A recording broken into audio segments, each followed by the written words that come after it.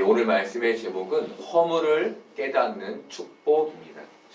우리 모두는 현실에서 축복을 받고 싶어 합니다. 하나님의 도우심과 인도하심을 명확히 받고 싶은 것이 우리의 마음입니다. 이것은 누구나 신앙을 하는 믿음을 가지고 있는 모든 사람의 마음인데, 그렇다면 우리는 어떻게 하나님의 축복을 이 땅에서 받을 수 있을까요? 현실에서 하나님의 축복과 도우심을 받을 수 있는 방법은 무엇일까요? 나 자신에 대한 깨달음을 얻는 것입니다. 오늘 말씀은 바로 그 부분을 우리에게 말해줍니다. 야구에는 타격 코치와 투수 코치가 있습니다. 타격 코치와 투수 코치가 있는 이유는 투수의 폼을 교정해주고 타자의 폼을 교정해주기 위해서입니다. 그냥 방망이를 잘 휘둘러서 그냥 공을 잘 던져서 야구를 하는 게 아니라 잘 치고 잘 던지는 방법이 있는 것입니다. 그래서 코치들은 선수의 잘못된 버릇을 고쳐주기 위해 노력합니다. 중요한 것은 선수가 자신의 잘못된 버릇을 고치기 위해서는 자신의 잘못된 버릇이 있다는 그 사실을 깨달아야 한다는 것입니다. 자신의 잘못을 모르면 고칠 수 없기 때문입니다. 자신의 잘못을 모르는, 자신의 잘못된 버릇을 모르는 선수는 코치가 아무리 그 자세가 잘못되었다고 말해도, 지적해도 고치지 못합니다. 왜냐하면 코치의 지적이 마음에까지 들리지 않기 때문입니다. 그 지적이 내 마음에까지 도달하지 않는 것이죠. 유다는 하나님께서 그들의 죄를 지적할 때 그것을 마음 깊이 듣지 않았습니다. 왜냐하면 그것을 잘못이라고 깨닫고 있지 못했기 때문입니다. 그렇다면 왜 이들은 그것을 잘못이라고 깨닫지 못했던 걸까요? 흑인 해방을 이룬 링컨이 흑인을 해방하기 전까지 노예 제도는 정당하고 합법적인 것이었습니다. 그때까지 노예를 사고 팔며 죽이는 것은 죄라고 생각되지 않았습니다. 마찬가지로 유다의 시대에도 이런 세상의 방식이 존재했고 이들은 그 방식을 따라 살았던 것입니다. 그래서 이들이 그것을 죄로 깨닫지 못했던 것이죠. 그렇다면 이들이 가졌던 세상의 방식이 무엇이었을까요? 오늘 성경은 그것을 포악과 폐역, 정의와 공의, 그리고 성실과 정직의 없음이라고 말해줍니다. 이런 것들이 당연한 세상의 문화로 또 당연한 세상의 현실로 여겨지던 시대를 이들이 살았다는 것이죠. 그런데 이런 사회 현상에는 근본적인 죄가 숨겨져 있었습니다. 그것은 야망과 욕망이라는 죄입니다. 이들이 이렇듯 하나님의 말씀을 듣지 않고 세상의 풍조를 따라 살았던 근본적인 이유가 그 안에 감추어져 있는, 그 안에 숨어 있는 야망과 욕망 때문이었다는 것이죠. 오늘 하나님은 우리가 짓는 죄를 깨닫기를 바라십니다. 그리고 우리로 죄를 짓게 하는 우리 마음에 숨겨져 있는 야망과 욕망까지 보고 그것을 제거하기를 바라십니다. 이것이 바로 우리가 축복을 받을 수 있는 깨달음이며 준비인 것입니다.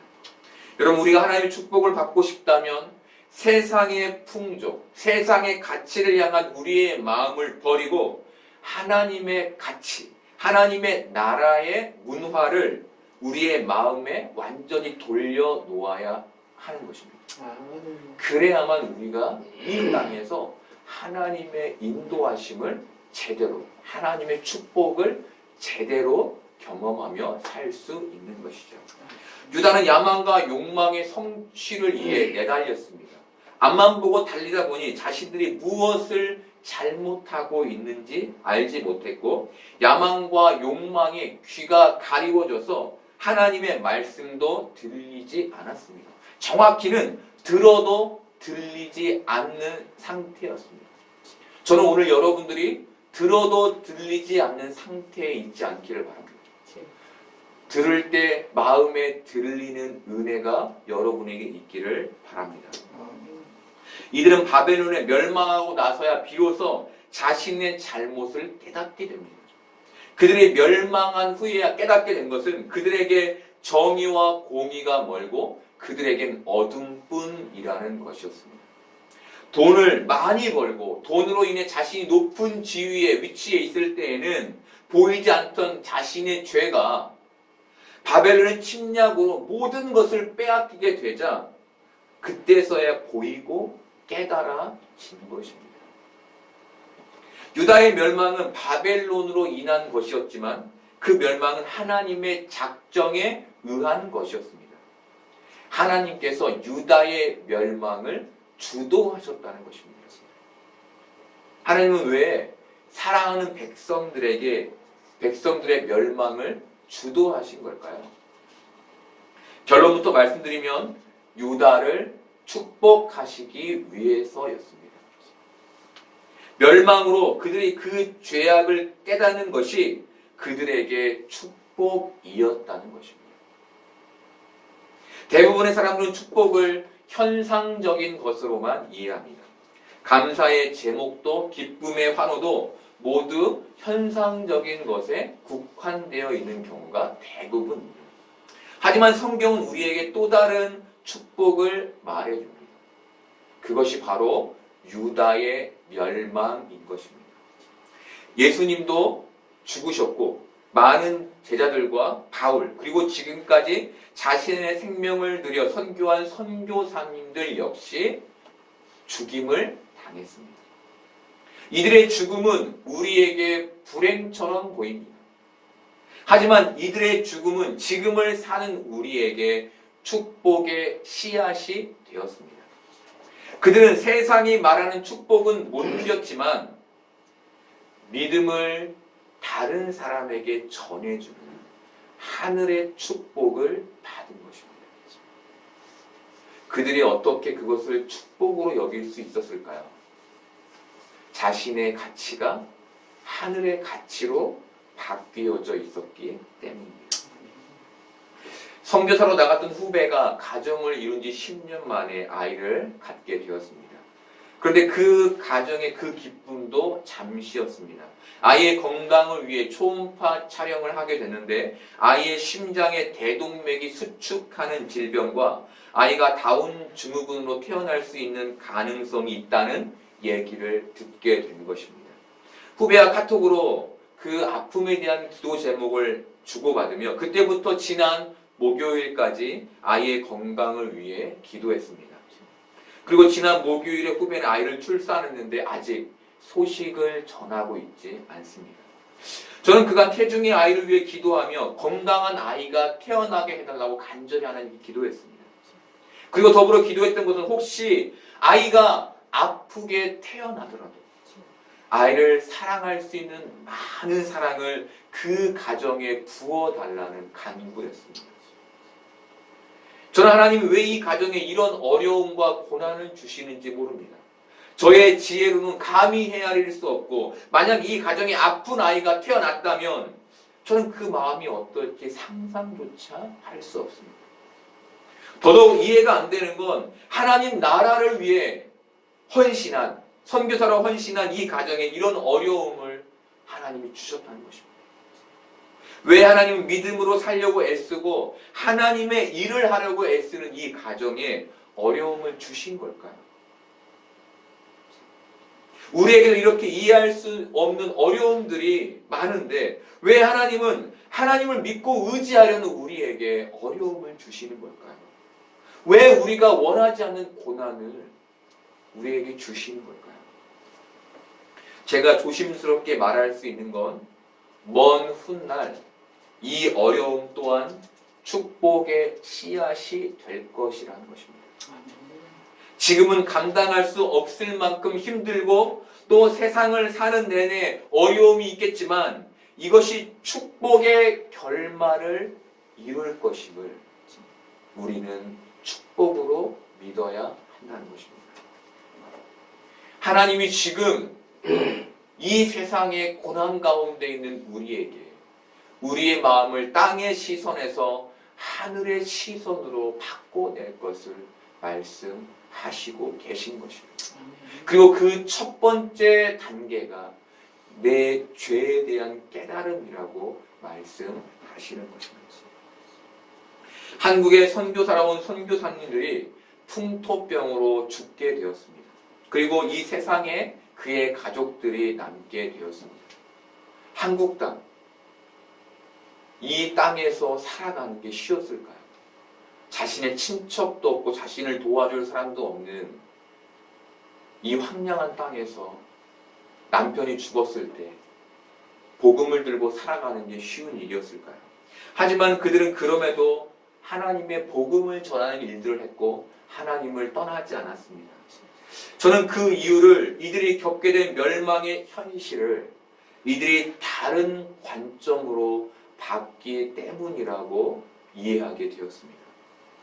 그것은 바로 하나님의 관점입니다. 남편의 죽음이 누군가에게 축복의 씨앗이 될 것을 소망으로 믿는 그 믿음으로 인한 삶이 그들에게 있었기 때문이라고 생각했습니다. 예수님은 제자들에게 누구든지 나를 따라오려거든 자기를 부인하고 자기 십자가를 지고 나를 따를 것이니라 라고 말씀하셨습니다. 자기를 부인한다는 것은 자기라는 단어를 인생에서 제거해 가는 것을 의미합니다. 그래서 자기 부인은 단번에 이루어지지 않습니다. 우리는 한 번에 나를 전부 제거할 수 없습니다. 그래서 조금씩 나를 지워가야 합니다. 우리는 본성적으로 내가 지워지기를 원하지 않습니다. 무엇보다 세상은 네가 지워져서는 안 된다고 말합니다. 네가 세상의 중심이 되어야 한다고 말합니다. 하지만 하나님은 세상에서 너를 지워가라고 말씀하십니다.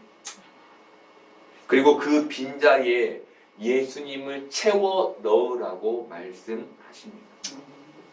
저는 하나님께 하나님, 내가 주체가 아니면, 내가 이 세상의 주체가 아니면 만족감과 성취감은 어떻게 얻습니까? 그리고 이런 삶은 너무 재미없을 것 같습니다라고 기도했습니다.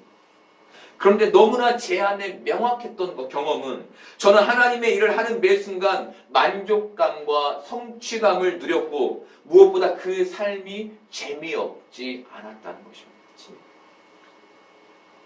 사람들은 자기 부인을 재미와 행복이 없는 것으로 이해합니다. 하지만 자기 부인은 재미와 행복을 없애는 게 아닙니다. 자기 부인은 나로 시작하는 야망과 욕망을 지우는 것을 말하는 것입니다. 내가 누릴 수 있는 좋은 것들은 누리되 그것으로 행복하되 그것에 욕심을 부리지 않는 마음을 말하는 것입니다. 나로부터 시작됐던 생각과 삶을 하나님으로 시작하는 생각과 삶으로 바꾸는 것이 자기 부인인 것입니다. 그렇다면 십자가를 지고 예수님의 길을 따른다는 것은 무엇일까요? 사람들은 이것을 모든 것을 다 접고 모든 것을 다 버리는 것이라고 생각합니다. 하지만 이것은 이웃을 사랑하는 삶을 말하는 것입니다. 십자가를 지라는 게 버리라는 게 아니라 이웃을 사랑하는 삶을 말하는 것입니다. 요한은 요한일서 3장 23절에서 그의 계명은 이것이니 곧 그 아들 예수 그리스도의 이름을 믿고 그가 우리에게 주신 계명대로 서로 사랑할지라라고 말했습니다. 예수 그리스도를 믿었으면 그 계명을 따라 이웃을 사랑해야 한다는 것입니다. 그것이 진짜 그리스도인이라는 것입니다. 예수님은 죄인을 위해 십자가를 지셨습니다. 그처럼 우리에게 죄인까지 사랑하라는 의미로 너의 십자가를 지고 나를 따르라 라고 말씀하신 것입니다. 여러분, 이것이 십자가를 지라는 명령의 뜻인 것입니다. 우리는 이 사랑을 이 세상에서 완벽히 구현해낼 수 없는 존재입니다. 왜냐하면 우리가 한계를 가지고 있기 때문입니다. 하지만 예수님처럼 살아내려고 애쓰고 노력할 수는 있습니다. 우리의 믿음이 바로 그것인 것이죠. 그렇게 예수님처럼 따라 살려고 애쓰고 노력하는 것. 여러분, 저는 이것이 우리가 가진 야망과 욕망을 제거할 때 가능하다고 생각합니다.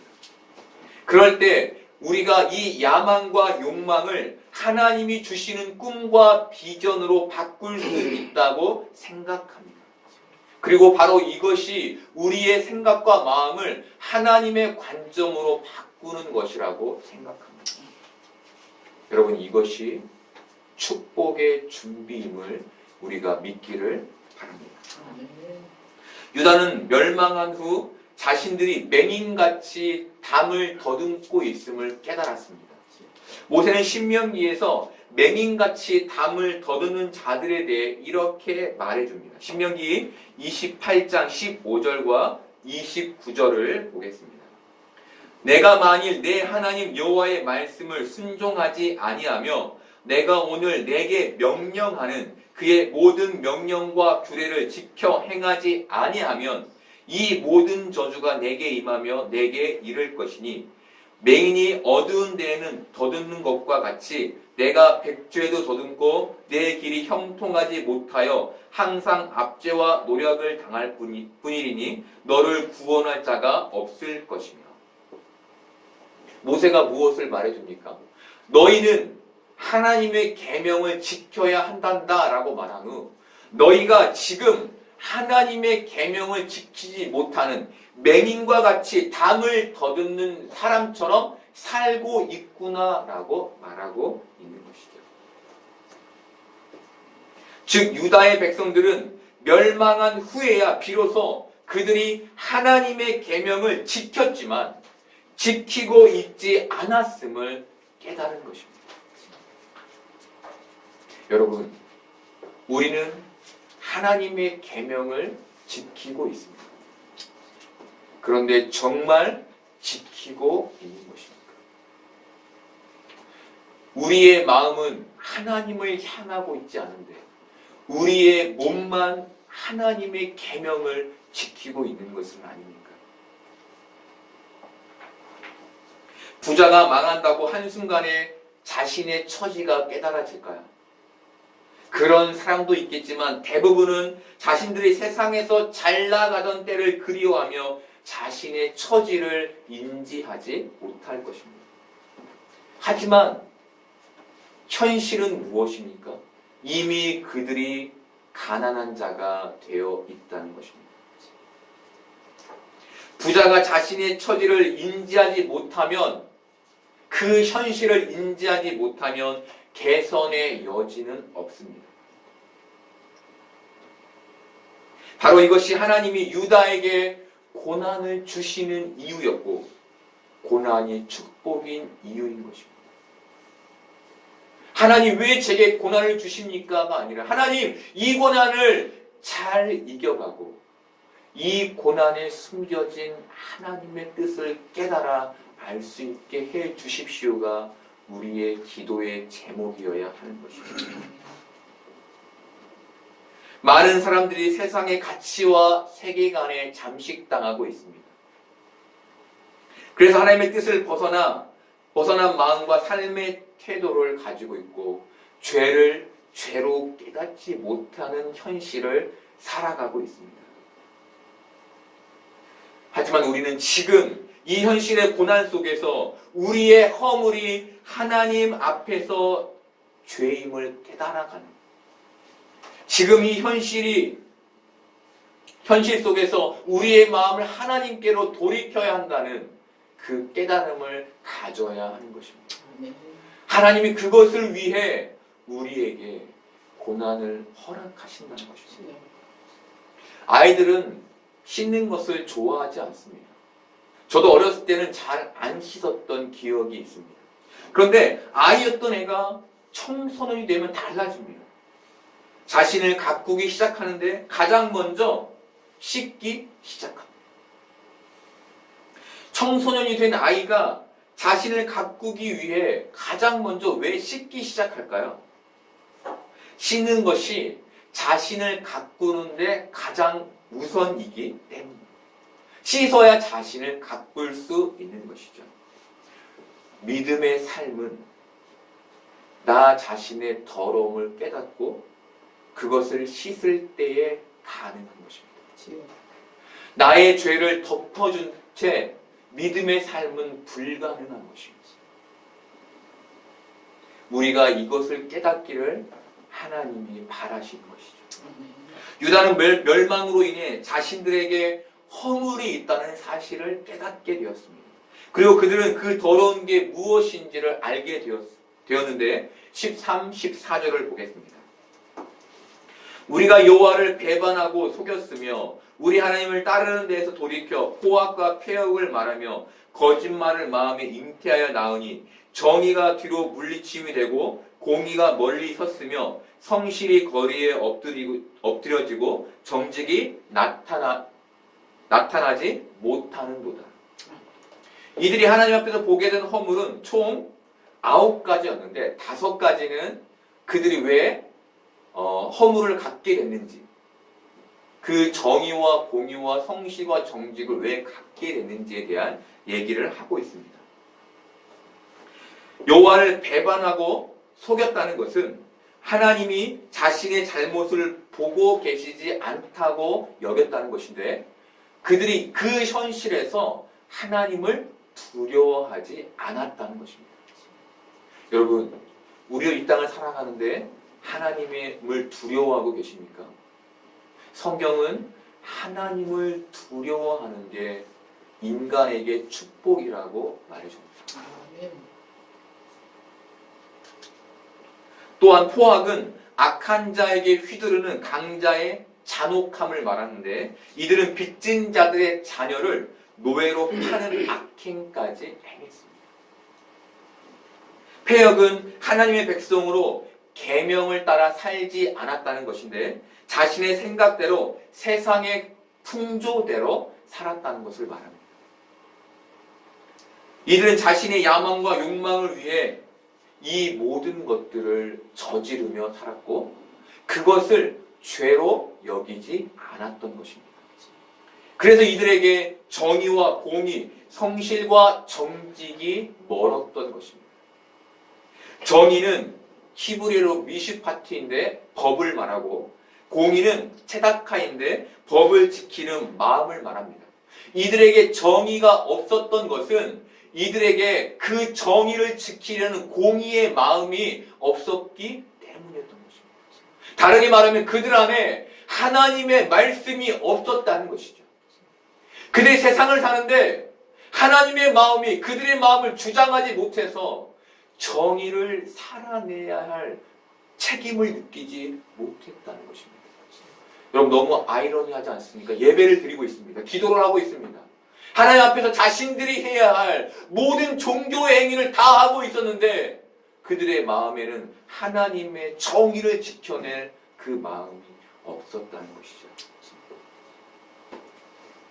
성실이라고 번역된 히브리어는 에메트인데 진실이라는 뜻입니다. 성실이 없었다는 것은 그 사람들에게 진실이 없었다는 것이며, 정직하지 않았다는 것은 그들이 자신의 일꾼들에게 일의 품삯을 정직하게 제공하지 않았다는 것입니다. 이런 일들이 유다의 시대에 하나님을 믿는다는 사람들 안에 있었던 것이죠. 여러분, 그런데 너무 놀라운 것이 무엇입니까? 이 모습이 지금 세상과 같다는 것입니다. 지금 세상이 그때와 전혀 다르지 않다는 것입니다. 그리고 지금 이 모습 중에 우리의 모습도 있다는 것입니다. 하나님은 우리 속에 감추어진 야망과 욕망을 깨달음으로 이 정의와 공의, 성실과 정직이 없어도 된다고 생각하는 이 세상의 풍조를 과감히 거부하기를 바라시는 것입니다. 나의 이익 때문에 그것을 쫓아갔던 우리의 삶을 과감히 거부하고 하나님 나라를 바라보는 삶으로 바뀌기를 원하시는 것입니다. 그리고 바로 이것이야말로 유다에게 하나님이 주신 축복이었던 것입니다. 그런데 안타깝게도 이런 자신의 죄를 깨닫게 된 자들이 보게 될 현실은 희망의 현실이 아니었습니다. 15절 상반절 보겠습니다. 성실이 없어짐으로 악을 떠나는 자가 탈취를 당하는도다. 이 말씀을 직역하면 진실이 사라지니 악으로부터 떠난 자가 먹이가 되었도다입니다. 하나님의 말씀을 따라 악으로부터 떠나면 하나님의 축복을 받아야 맞는데 먹이가 되는 현실을 보게 됐다는 것입니다. 나는 변했는데 세상은 변하지 않은 현실을 만나게 되는 것이죠. 여러분, 내가 신앙으로 살면 현실이 변할 것이라고 우리는 희망합니다. 하지만 하나님은 우리에게 무엇을 말해줍니까?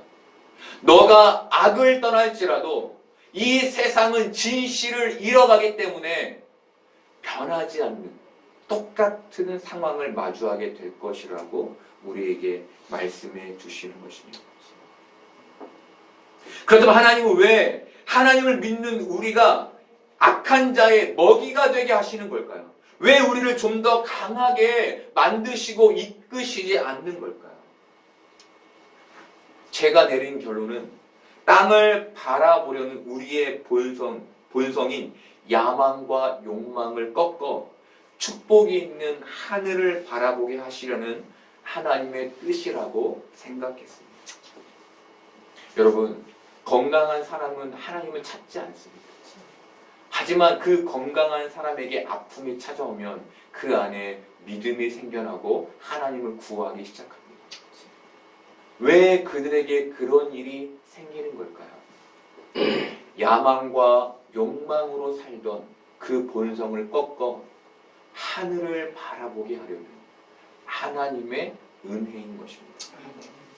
세상 사람들은 남을 판단할 때 그 사람이 얼마나 성공했는지, 돈은 얼마나 많이 벌었는지, 얼마나 높은 지위에 올라갔는지, 또 얼마나 좋은 대학을 나왔는지로 평가합니다. 이것은 세상의 가치이며 세계관입니다. 하지만 심판의 때에 이 모든 것들은 하나님의 가치로 인정받지 못할 것입니다. 오직 예수 그리스도의 의, 바로 그 온전한 정의와 공의, 성실과 정직을 가진 예수님을 믿는 사람만이, 그리고 그 열매를 맺는 사람만이 하나님 앞에 가치 있는 자로 인정될 것입니다.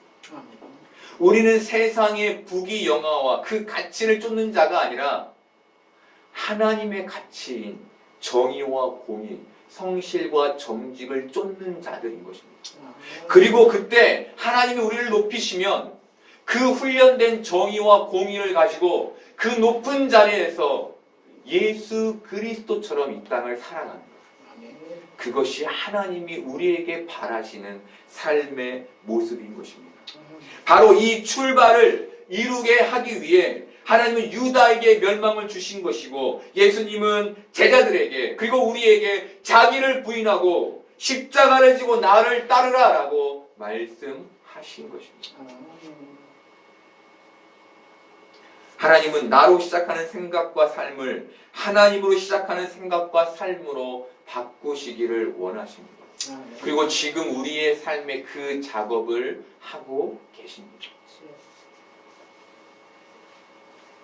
여러분, 믿음의 가치를 가지고 믿음의 가치를 쌓아야 심판의 때에 우리는 그것을 하나님께 인정받을 수 있을 것입니다.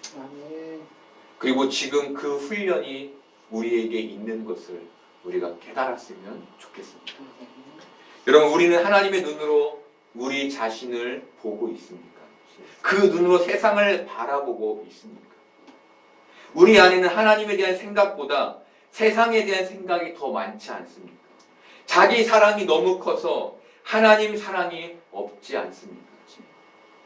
둘째가 일주일 만에 노트북 게임을 하며 제게 이렇게 말했습니다.